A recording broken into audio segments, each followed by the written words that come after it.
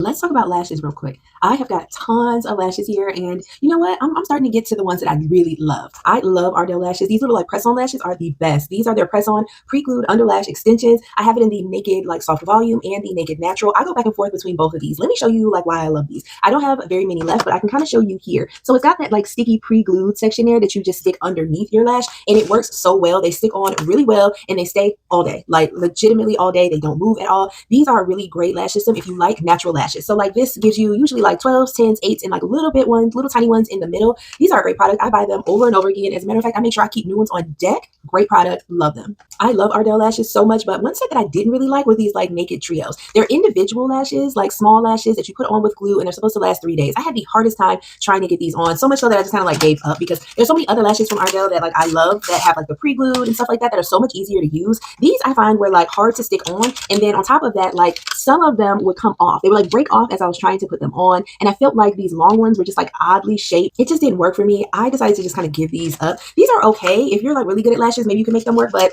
I couldn't make them work, so I'm decluttering them.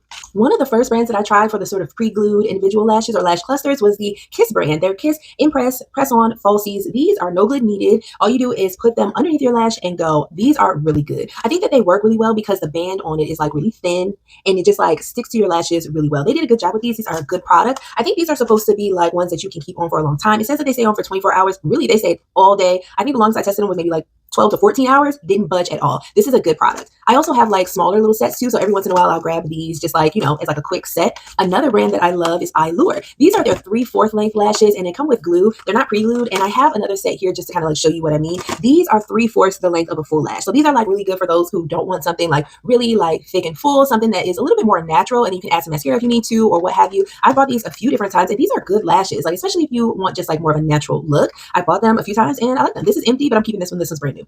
Another set of lashes from EYLURE that I don't really like as much is these 3/4 length. These are their naturals number 003. These ones I wanted because if you can kind of tell, they are like thinner at the beginning and then get thicker at the end. They're pre-glued lashes, but I find that pre-glued strip lashes are the hardest to get on. I bought them twice to try to like figure out if I can make it work, and I could not get them to stick on. And the band on it is like way thicker than I like. It showed up too much and I just could not get them to work. Didn't like the way they look. They're just okay, but I tried them twice. I'm ready to move on.